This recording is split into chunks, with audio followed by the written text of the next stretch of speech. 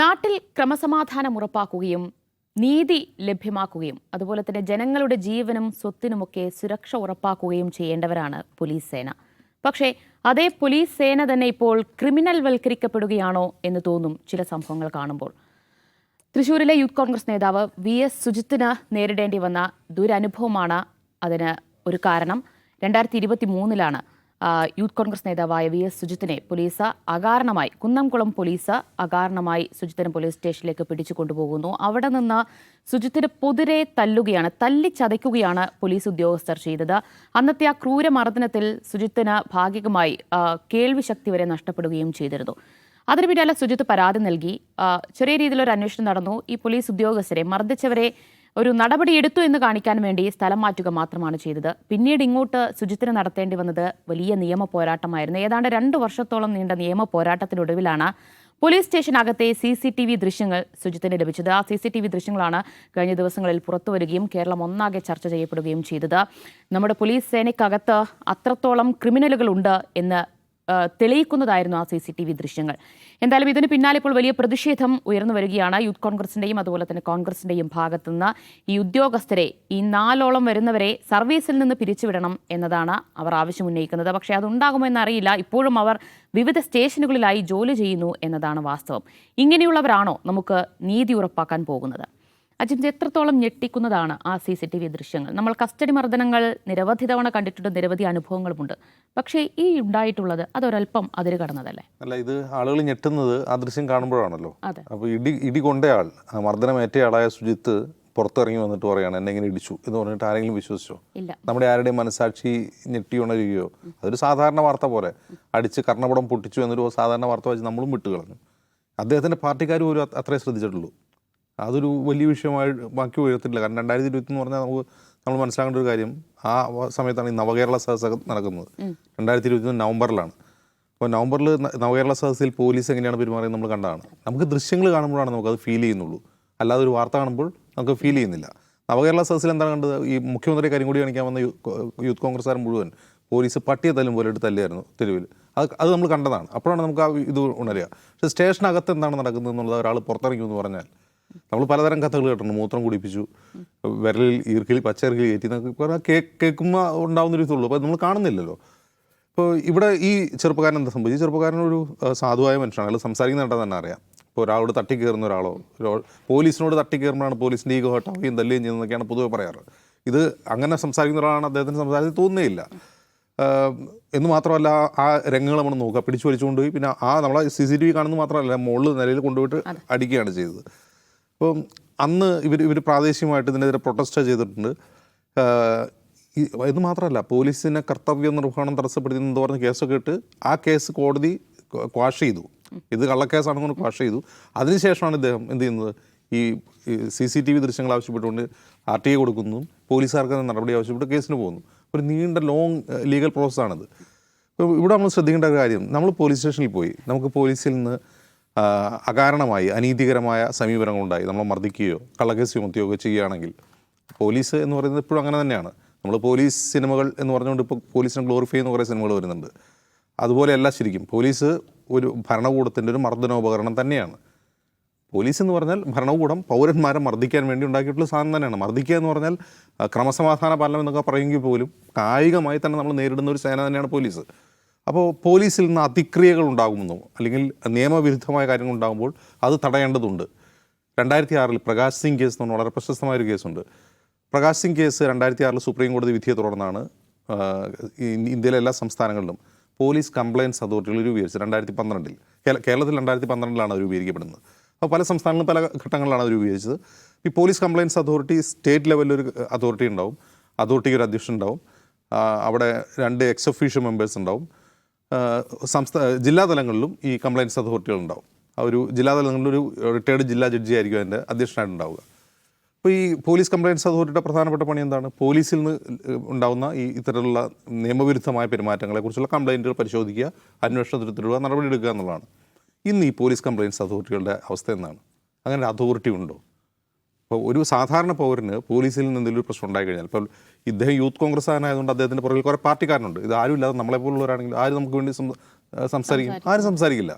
അപ്പോൾ അതിൻ്റെ ഉള്ളിൽ ഇങ്ങനെ ഉണ്ടായി എന്ന് നമ്മളൊന്ന് പുറത്ത് പറഞ്ഞു കഴിഞ്ഞാൽ നമ്മുടെ ബന്ധുക്കളൊക്കെ വിശ്വസിക്കായിരിക്കും, ഒരാളും വിശ്വസിക്കാനും പോകുന്നില്ല. ഈ ദൃശ്യങ്ങളാണ് അത്. ഈ CCTV ദൃശ്യങ്ങൾ നമുക്ക് സംഘടിപ്പിക്കാനും ബുദ്ധിമുട്ടാണ് പെട്ടെന്ന് തന്നെ. അപ്പോൾ അത് പരിഹരിക്കാനാണ് ഈ പോലീസ് കംപ്ലയൻസ് അതോറിറ്റി. ഈ പോലീസ് കംപ്ലയൻസ് അതോറിറ്റി പ്രവർത്തിക്കുന്നുണ്ടോ എന്ന് വെച്ചാൽ ഈ പല ജില്ലകളിലും ഇതിനാളില്ല, നിയമനം ഉണ്ടായിട്ടില്ല. ഇപ്പോൾ 2018 മുതൽ 2022 വരെ പോലീസ് കംപ്ലയൻസ് അതോറിറ്റിയിൽ വന്നിട്ടുള്ള ആയിരക്കണക്കിന് കേസുകളിൽ വിരലെണ്ണാവുന്നവ മാത്രമേ അന്വേഷിച്ചിട്ടുള്ളൂ എന്ന് ഒരു മനുഷ്യാവകാശ സംഘടന ഒരു റിപ്പോർട്ട് പുറത്തുവിട്ടു. നമ്മളിവിടെ ഔട്ട് ഓഫ് ഫോക്കസ് ചർച്ച ചെയ്തിട്ടുണ്ട്. അന്ന് ഈ കംപ്ലയിൻസ് ഇത് പുറത്തു വരുമ്പോൾ അന്ന് ഇത് നടന്ന ചർച്ചയിൽ ഒരു പ്രധാനപ്പെട്ട ചൂണ്ടിക്കാട്ടിയാലും ഇവിടെ എങ്ങും ജില്ലാതലത്തിൽ ഇതിന് അതോറിറ്റിയിൽ ആളെ വെച്ചിട്ടില്ല. നമ്മൾ തന്നെ പലപ്പോഴും വാർത്ത ചെയ്തിട്ടുണ്ട്, ജില്ലാ പോലീസ് കംപ്ലയിൻസ് അതോറിറ്റിക്ക് ചെയർമാൻ ഇരിക്കാൻ കസേരയില്ല, അപ്പോൾ ഓഫീസില്ല എന്നുള്ളൊരു വാർത്ത നമ്മൾ ചെയ്തിട്ടുണ്ട് എറണാകുളം ജില്ലയിൽ. അപ്പോൾ ഇതൊരു പതിവ് കാഴ്ചയാണ്. അത് സർക്കാർ ഇത് ആഗ്രഹിക്കുന്നില്ല. പോലീസ് കംപ്ലയിൻസ് അതോറിറ്റി സ്ഥാപിക്കുക എന്ന് പറഞ്ഞാൽ എന്താണ് അർത്ഥം? പോലീസുകാരുടെ കൊണവധികാരം എന്ന് പറയുന്ന സാധനം ആൾക്കാർ അറിയുന്നു എന്നുള്ളതാണ്. അവരെക്കുറിച്ചുള്ള കംപ്ലയിൻസ് പുറത്തു വരുന്നുള്ളതാണ്. അങ്ങനെ കംപ്ലയിൻസ് പുറത്തു വന്നാൽ എന്താ സംഭവിക്കുക? നമ്മുടെ ആഭ്യന്തരമന്ത്രി പലവട്ടം നിയമസഭയിൽ പറഞ്ഞിട്ടുള്ള പോലെ പോലീസിൻ്റെ മൊറയിൽ തകരും, പോലീസിൻ്റെ മനോവീര്യം നഷ്ടമാകും. ആ മനോവീര്യം നഷ്ടമാണ് എന്ത് ചെയ്യണം? അങ്ങനെ നിലപാടുള്ള ഒരു ആഭ്യന്തരമന്ത്രി, പോലീസിൻ്റെ മനോവീര്യം നഷ്ടപ്പെടുത്തരുത് ഒരു കാരണവശാലും എന്ന നിലപാടുള്ള ഒരു ആഭ്യന്തരമന്ത്രി എന്താ ചെയ്യുക? പോലീസ് കംപ്ലയിൻസ് അതോറിറ്റി നിർവീര്യമാകും, അതിനെ നിരായുധീകരിക്കും. അവർക്ക് ഇരിക്കാൻ കസേര പോലും ഉണ്ടാവില്ല, അവിടെ ആളെ നിയമിക്കില്ല.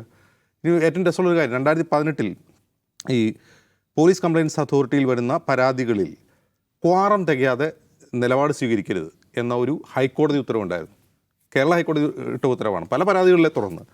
ഈ ഹൈക്കോടതി ഉത്തരവ് മറികടക്കാൻ വേണ്ടി സംസ്ഥാന സർക്കാർ കേരള പോലീസ് ആക്ട് തന്നെ ഭേദഗതി ചെയ്തു 2018. പോലീസ് ആക്ട് ഭേദഗതി ചെയ്ത്, അതായത് ചെയർമാൻ ഒറ്റയ്ക്ക് വേണ്ടി ഡിസിഷൻ എടുക്കാം, കോറം തികയൊന്നും വേണ്ട. ഈ കോറം തികയാന്ന് പറഞ്ഞാൽ ഇതിൽ ആരോ ഉള്ളതെന്നറിയാം. പോലീസിനെ പറ്റി കേസ് അന്വേഷിക്കാനുള്ള ഈ കംപ്ലയിൻസ് അതോറിറ്റിയിൽ ഒരു റിട്ടയർഡ് ജഡ്ജി ഉണ്ടാവും. ഇപ്പോൾ എനിക്ക് തോന്നുന്നു ജസ്റ്റിസ് VK മോഹനാണെന്ന് തോന്നുന്നു എൻ്റെ അതോറിറ്റി അധ്യക്ഷൻ. അതിൽ ഹെഡ് ക്വാർട്ടേഴ്സ് DGP ഉണ്ടാവും. അതായത് പോലീസിൻ്റെ കേസ് അന്വേഷിക്കുന്നത് പോലീസുകാർ തന്നെയാണ്. പിന്നെ ഉള്ളത് അഡീഷണൽ ചീഫ് സെക്രട്ടറി ആയിട്ടുള്ള ആഭ്യന്തര വകുപ്പ് അഡീഷണൽ ചീഫ് സെക്രട്ടറിയാണ്. അതായത് പോലീസിനെ പറ്റി കംപ്ലയിൻറ്റ് അന്വേഷിക്കുന്നത് എൻ്റെ എക്സ് ഒഫീഷ്യോ അംഗങ്ങളായിട്ടുള്ള ആരൊക്കെയാണ്? ആഭ്യന്തര വകുപ്പിലെ അഡീഷണൽ ചീഫ് സെക്രട്ടറി, മറ്റൊന്ന് ഒരു പോലീസുകാരൻ. അപ്പോൾ ഇങ്ങനെയാണ് ഇതിൻ്റെ അവസ്ഥ തന്നെ. അങ്ങനെ ആവാൻ പാടില്ല എന്ന് മാത്രമല്ല, പല പ്രാവശ്യം കോടതികൾ ചൂണ്ടിക്കാട്ടിയിട്ടുണ്ട് ഈ അതോറിറ്റിക്കൊരു സ്വതന്ത്ര ഇൻവെസ്റ്റിഗേറ്റർ, ഒരു എന്താണ് പറയുക, ഒരു ഇൻഡിപെൻഡൻറ്റ് ഇൻവെസ്റ്റിഗേറ്റർ ആവശ്യമാണ്. ഇവിടെ നടപ്പായിട്ടില്ല. അത് അന്വേഷിക്കുന്നത്? പരാതികൾ അന്വേഷിക്കുന്നു? അവരുടെ ആ അതോറിറ്റിയുടെ ഇഷ്ടം പോലെയാണ് കാര്യങ്ങൾ തീരുമാനിച്ച് നടപ്പാക്കുകയാണ് ചെയ്യുന്നത്. ഇന്നത്തെ അവസ്ഥ എന്ന് പറഞ്ഞിട്ടുണ്ടെങ്കിൽ ഒരു അതോറിറ്റിയേ ഇല്ല എന്ന അവസ്ഥയാണ്. അപ്പോൾ ഈ വിഷയത്തിൽ ഇതൊരു രാഷ്ട്രീയ പ്രശ്നം കൂടിയായിട്ട് UDF ഉയർത്തുന്നുണ്ട് എന്നുള്ളതാണ് ഈ ദൃശ്യങ്ങൾ പുറത്തു വന്നപ്പോൾ നമുക്ക് മനസ്സിലാവുന്നത്. അവർ തന്നെ അവഗണിച്ച ഒരു വിഷയമാണ്, അതൊരു പ്രാദേശിക വിഷയമായിട്ട് ഒതുങ്ങിപ്പോയ ഒരു വിഷയമാണ്. യഥാർത്ഥത്തിൽ അവർ അന്നേ സമരം ചെയ്യേണ്ട ഒരു വിഷയമായിരുന്നു, സംസ്ഥാന തലത്തിൽ തന്നെ സമരം ചെയ്യേണ്ട വിഷയമായിരുന്നു. കാരണം പോലീസിൻ്റെ അട്രോസിറ്റീസിനെ കുറിച്ച് ധാരാളം പരാതികൾ, പ്രത്യേകിച്ചും പിണറായി വിജയൻ സർക്കാരിന് കീഴിൽ 1-2 സർക്കാരിന് കീഴിലെ പോലീസിനെ കുറിച്ച് ധാരാളം പ്രശ്നങ്ങൾ. ഇന്ന് കേരളത്തിൽ സാധാരണക്കാർ ഏറ്റവും കൂടുതൽ വെറുക്കുന്ന ഒരു വകുപ്പ് എന്ന് പറയുന്നത് ആഭ്യന്തര വകുപ്പാണ്. അതിലാർക്കും തർക്കമൊന്നുമില്ല. എന്നിട്ട് പ്രതിപക്ഷം പോലും അത് ഏറ്റെടുത്തിട്ടില്ല. അന്ന് ഈ സ്വന്തം പ്രവർത്തകനെ തല്ലിയ വിഷയം ഏറ്റെടുത്തിട്ടില്ല. ഇപ്പോൾ അവരത് രാഷ്ട്രീയ വിഷയമായിട്ട് ഏറ്റെടുക്കുന്നു. ആ തല്ലിയ ന്യൂമാൻ എന്ന് പറയുന്ന എസ്ഐയുടെ വീട്ടിലേക്ക് ഇന്ന് മാർച്ച് നടക്കുന്നുണ്ടായിരുന്നു. അപ്പോൾ അത് മൊത്തം ആഭ്യന്തര വകുപ്പിനെതിരായിട്ട് നിലനിൽക്കുന്ന ജനരോഷത്തെ പൊളിറ്റിക്കലി ക്യാപിറ്റലൈസ് ചെയ്യാനാണ് ശരിക്കും UDF ഇപ്പോൾ ശ്രമിക്കേണ്ടത്. അതിന് ഏറ്റവും മികച്ചൊരു ഉദാഹരണമായിട്ട് ശുചിത്വമുണ്ട്. പക്ഷേ അവരത് എത്രമാത്രം ചെയ്യുമെന്നുള്ളതാണ് നമുക്ക് കാത്തിരുന്ന് കാണേണ്ടത്. കാരണം ഇത്രയും നാളായിട്ട് അതിൽ ഒരു ആത്മാർത്ഥതയും കാണിക്കാത്ത UDFും കോൺഗ്രസും ഇനിയിപ്പോൾ അത് ആത്മാർത്ഥമായിട്ട് ഏറ്റെടുത്ത് പിണറായി വിജയൻ സർക്കാരിനെതിരെ ഈ തെരഞ്ഞെടുപ്പ് സമയത്ത്, യഥാർത്ഥത്തിൽ അവർക്ക് കറക്റ്റ് ഒരു സമയത്താണ് ആ വിഷയം പുറത്തു വരുന്നത്. ഇലക്ഷൻ നടക്കാൻ പോകണം, പഞ്ചായത്ത് തിരഞ്ഞെടുപ്പ്, അടുത്ത അസംബ്ലി തിരഞ്ഞെടുപ്പ് നടക്കാൻ പോകണം. അവരത് ഏറ്റെടുക്കുമോ ഇല്ലേ, സമരം ചെയ്യുമോ ഇല്ലേ, ജനരോഷത്തെ പ്രതിനിധീകരിക്കുമോ ഇല്ലേ, നമുക്ക് കാത്തിരുന്ന് കാണാം. യെസ് നിഷാദ്, ഇവിടെ ഇങ്ങനെ ഒരു ക്രിമിനൽ വൽക്കരണത്തിലേക്ക് നയിക്കുന്നത് പോലീസ് സേനയിലെ രാഷ്ട്രീയവൽക്കരണമാണോ എന്നൊന്നും പറയാൻ കഴിയില്ല. പോലീസിനെ ഏത് കാലത്താണ് ഉണ്ടാക്കിയത് അന്ന് മുതൽ പോലീസിൻ്റെ ജീനിനകത്തുള്ളത് മനുഷ്യർക്ക് മേൽ കയറി നിരങ്ങാനുള്ള അവകാശമുള്ളവരാണെന്ന ബോധ്യത്തോടെയാണ് അത് ജീവിക്കുന്നത്. അതിനെ അങ്ങനെ ഉണ്ടാക്കിയിട്ടുള്ളത്. അതിൽ നിന്ന് അതിന് മോചനമേ ഉണ്ടായിട്ടില്ല. അതിന് മോചനം ഉണ്ടാകണമെങ്കിൽ രാഷ്ട്രീയമായി തിരുത്തണമെന്ന് ഉറച്ച നിലപാടുള്ള മനുഷ്യന്മാർ അധികാരത്തിൽ വരണം.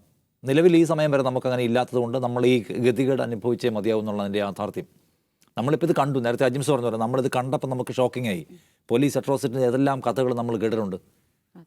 അങ്ങനെ മരിച്ചുപോയ എത്ര ആൾക്കാരെ കുറിച്ച് നമുക്കറിയാം. ഏറ്റവും അവസാനം നമ്മൾ കഴിഞ്ഞ ദിവസം കുറ്റവിമുക്തരാക്കപ്പെട്ട പോലീസുകാരുടെ ഒരു കഥ കേട്ടു. ഏതാണ്? ഉരുട്ടിക്കൊല കേസ്. ഉദയകുമാർ ഫോർട്ട് പോലീസ് സ്റ്റേഷനിലെ തിരുവനന്തപുരത്ത് ഉരുട്ടിക്കൊല്ലുക എന്ന് പറഞ്ഞാൽ എന്താ അറിയോ? ആളുകളെ ഇങ്ങനെ കിടത്തിയിട്ട് അവരുടെ മുകളിലേക്കൊരു ഇരുമ്പ് ഒലക്ക പോലുള്ള സാധനം വെക്കും. എന്നിട്ട് അപ്പുറത്തും ഇപ്പുറത്തും ആൾക്കാരിൽ നിന്ന് ഫുൾ പ്രഷർ കൊടുക്കും. എന്നിട്ട് ഉരുട്ടും. എന്താ സംഭവിക്കുന്നറിയോ? തലച്ചോറ് പറഞ്ഞു പോകും. കമിഴ്ത്തി കിടത്തിയിട്ട് ഉള്ളംകാലിൽ മാത്രം ലാത്തിക്ക് വലിച്ചടിക്കുന്ന ഒരു ഏർപ്പാടുണ്ട്. ആദ്യത്തെ വേദന കാലിലാണ് വെക്കുന്നതെങ്കിൽ രണ്ടാമത് തലയാണ് പറയുക. ഈ നഖത്തിനിടയിലൂടെ മുട്ടുസൂചി കുത്തിക്കയറ്റുക കഥയല്ല, അതൊരു യാഥാർത്ഥ്യമായിരുന്നു. അടിയന്തരാവസ്ഥക്കാരതൊക്കെ പോലീസ് ചെയ്തിരുന്ന കണി മൂത്രനാളിക്കകത്തൂടെ ഈർക്കിൽ കയറ്റുക. പീഡനത്തിൻ്റെ അങ്ങേയറ്റം കണ്ട് നരകിച്ചു പോയ മനുഷ്യരുണ്ട്, അതിൽ നിന്ന് അതിജീവിച്ചവരുണ്ട്. പോലീസിൻ്റെ അട്രോസിറ്റീസ് കഥയല്ല, അതൊരു കെട്ടുകഥയല്ല, അതൊരു യാഥാർത്ഥ്യമാണ്. ആ യാഥാർത്ഥ്യം നമുക്ക് മനസ്സിലാവുന്നതാണ്. വെറുതെ വഴി നിന്ന ആൾക്കാരെ എന്തിനാണ് അനാവശ്യമായി നിങ്ങൾ ബുദ്ധിമുട്ടിക്കുന്നതെന്ന് ചോദിച്ച ഒരാളെ ഈഗോ ഹട്ട് ചെയ്തതിൻ്റെ പേരിൽ മാത്രം കള്ളക്കേസ് ഉണ്ടാക്കിയല്ലോ, അയാൾ കള്ളു പിടിച്ച് പ്രശ്നം ഉണ്ടാക്കിയെന്ന്. എന്നിട്ട് അവസാനം എന്താണ്? പോലീസ് കേസായി കോടതി പരിശോധിച്ചതാണ് ഇയാളുടെ മെഡിക്കൽ പരിശോധനയിൽ അയാൾ കള്ളു കുടിച്ചിട്ടില്ല. വ്യാജമായി എന്തും ഒരു മനുഷ്യൻ്റെ മേൽ ചാരി വയ്ക്കാൻ, ഭീകരവാദമോ സ്ഫോടനമോ കള്ളത്തരമോ എന്തും എഴുതി വയ്ക്കാൻ തക്കവണ്ണം പരിശീലിപ്പിച്ചിറങ്ങിയ പോലീസുകാർ പ്രവർത്തിക്കുമ്പോഴാണ് ആ പോലീസുകാരുടെ മനോവീര്യത്തെക്കുറിച്ച് ഭരണകൂടത്തിൻ്റെ ആൾക്കാർ സംസാരിക്കുന്നത് നമ്മൾ ഓർക്കണം.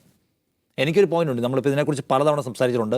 ഈ പോലീസിന് ഇടതുപക്ഷ നയം പഠിപ്പിക്കാൻ ബാധ്യതപ്പെട്ട ഒരു ഭരണകൂടം 10 വർഷം പൂർത്തിയാക്കുമ്പോഴും സമ്പൂർണ്ണമായും പരാജയപ്പെട്ട് മുഖം നഷ്ടപ്പെട്ട് നിൽക്കുകയാണ്.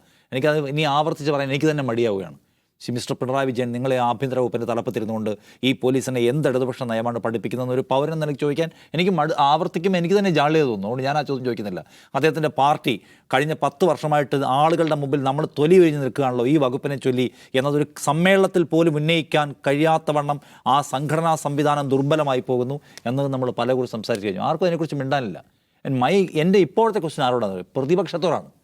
പ്രതിപക്ഷമാരാണ്. ഒരു സർക്കാർ ദൂഷിച്ചു പോയാൽ ആ സർക്കാരിനെതിരെ സമരത്തിൻ്റെ ശബ്ദം ഉയർത്താൻ ഉറച്ച ചോദ്യം ചോദിക്കേണ്ട ബാധ്യത ആർക്കാണ് ദിവ്യ? പ്രതിപക്ഷത്തിനാണ്. നമ്മുടെ റെപ്രസെൻറ്റേഷനാകുന്ന നാം വിചാരിക്കുന്ന പ്രതിപക്ഷം വഞ്ചനാപരമായ സമീപനം സ്വീകരിച്ച സംഗതിയാണിത്. വഞ്ചനയാണ്, കൊടിയ വഞ്ചന.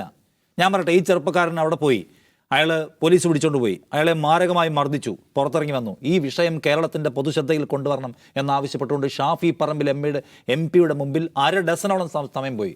അവഗണിച്ചു അയാൾ. ആ പ്രശ്നം ഏറ്റെടുക്കാനോ കേരളത്തിൻ്റെ പൊതുശ്രദ്ധയിൽ കൊണ്ടുവരാനോ നിയമസഭയിൽ ഉന്നയിക്കാനോ ഒരു സമരത്തിന് നേതൃത്വം കൊടുക്കാനോ ഈ ഷാഫി പറമ്പിൽ തയ്യാറായില്ല. ആരാ പറയുന്നത്? ഇദ്ദേഹം പറയാണ്, അദ്ദേഹത്തിന് വേണ്ടി നിയമ പോരാട്ടം നടത്തിയ മനുഷ്യൻ മാധ്യമങ്ങളോടും ജനങ്ങളോടും പറയാണ് അങ്ങനെ ഉണ്ടായില്ല എന്ന്. രാഹുൽ മാങ്കൂട്ടത്തിൽ എന്ന് പറഞ്ഞ യൂത്ത് കോൺഗ്രസ് സംസ്ഥാന അധ്യക്ഷൻ്റെ അടുത്ത് പോയി ഇതൊരു പ്രശ്നമാണ്, ഏറ്റെടുക്കണം, ഏറ്റെടുത്തില്ല. അദ്ദേഹത്തിന് വേറെ പല തിരക്കുകളുണ്ടായിരുന്ന കാര്യം ഇപ്പോൾ പുറത്തു വരുന്നുണ്ട്, അതുകൊണ്ടായിരിക്കും ഏറ്റെടുക്കാത്തത്. പക്ഷേ ഷാഫി പറമ്പിലും രാഹുൽ മാങ്കൂട്ടത്തിലും കോൺഗ്രസിൻ്റെ മറ്റു പ്രധാനപ്പെട്ട നേതാക്കളും എന്തുകൊണ്ട് ഈ പ്രശ്നം ഏറ്റെടുത്തില്ല? മനുഷ്യരുടെ അന്തസ്സിനെ ഇല്ലാതാക്കുന്ന, അവരുടെ ശരീരത്തിന് മേൽ അതിക്രമം നടത്തുന്ന ഒരു സ്റ്റേറ്റ് സംവിധാനത്തിനെതിരായിട്ടുള്ള സമരം നടത്താനുള്ള ഒന്നാമത്തെ ബാധ്യത നിറവേറ്റിയില്ല. എന്നെ കാര്യം എന്നറിയോ? എന്നാത്തിനാ നീ വെറുതെ മെനക്കേടാന്ന്. അതാ കാര്യം. മനുഷ്യരുടെ പ്രശ്നങ്ങൾ ഏറ്റെടുത്ത് സമരം ചെയ്യാൻ കുറച്ച് പണിയാണ്, മെനക്കേടാണ്. അവനവൻ്റെ രാഷ്ട്രീയ നേട്ടത്തിനും അവനവൻ്റെ രാഷ്ട്രീയത്തിൻ്റെ വിസിബിലിറ്റിക്കും വേണ്ടി മാത്രം പണി. അല്ലാതെ പൊതുവായ പ്രശ്നങ്ങൾ ഏറ്റെടുത്തുകൊണ്ട് സമരത്തിൻ്റെ ഭാഗമാകാൻ പാടാണ്. അത് കോൺഗ്രസിൻ്റെ സംസ്കാരവുമായി ബന്ധപ്പെട്ട പ്രശ്നം കൂടിയാണ്. അങ്ങനെ സമരത്തിന് ഞാൻ അതിൻ്റെ പൊതുവായി പറയല്ല, അങ്ങനെ പൊതുവായ പ്രശ്നങ്ങളെ ഇപ്പം ഇതുകൊണ്ട് നമുക്ക് പേഴ്സണലി നേട്ടമൊന്നും ഉണ്ടാവില്ല, പക്ഷേ എടുക്കണം. കാരണം അത് ജനങ്ങളുടെ പ്രശ്നമാണ്. എന്തുകൊണ്ട് എടുത്തില്ല? ഞാൻ പറയുന്ന ഈ വിവരങ്ങൾ പുറത്തു വരാണ്. എത്ര തവണ ഏതൊക്കെ നേതാക്കളെ കണ്ടിട്ടും അവരെല്ലാവരും അവഗണിച്ചു എന്ന് മാത്രമല്ല ദിവ്യ, ഇതൊരു പ്രശ്നമായി മാറുന്നു. വിടാതെ അതിൻ്റെ പിന്നാലെ പിടിക്കാൻ തീരുമാനിച്ചിട്ട് എന്താവുന്നു? അത് കേസാവുന്നു, കോടതി ഇടപെടുന്നു, മനുഷ്യാവകാശ കമ്മീഷൻ ഇടപെടുന്നു. ഫൈനലി ഈ പോലീസുകാർ ഇതിന് പേ ചെയ്യേണ്ടി വരും എന്നൊരു നിലയിലേക്ക് എത്തിയപ്പോൾ അത് ആദ്യം സ്മെല്ല് ചെയ്യുന്ന ആർക്കറിയോ? ഇതേ പോലീസുകാർക്കാണ്. പണി വരാൻ പോകുന്നത് മനസ്സിലാക്കി അവർ പല വഴിക്ക് ഇടപെടാൻ നോക്കി. ഈ കേസ് കോംപ്രമൈസ് ആക്കാൻ മുന്നിൽ നിന്നവരിൽ കോൺഗ്രസ്സുകാരുണ്ട്.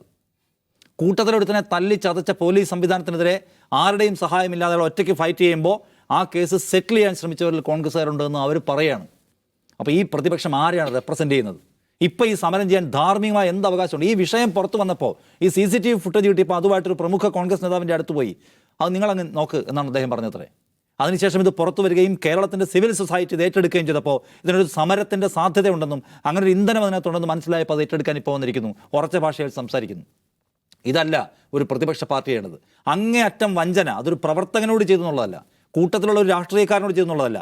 കേരളത്തിൻ്റെ പൊതുസമൂഹത്തോടാകെ സ്റ്റേറ്റ് നമ്മളെ ചവിട്ടി അരയ്ക്കാൻ ശ്രമിക്കുമ്പോൾ, സ്റ്റേറ്റ് വഴിപഴിച്ചു പോകുമ്പോൾ തിരുത്താൻ ഞങ്ങൾ നിങ്ങളുടെ ശബ്ദമായി ഉണ്ടാകുമെന്ന് കേരളത്തിലെ പൊതുസമൂഹത്തോട് വാഗ്ദത്തം ചെയ്തിരിക്കുന്ന ഒരു പ്രതിപക്ഷം അങ്ങേയറ്റം വഞ്ചനാപരമായ സമീപനം സ്വീകരിച്ചതിൻ്റെ ഉദാഹരണമാണിത്.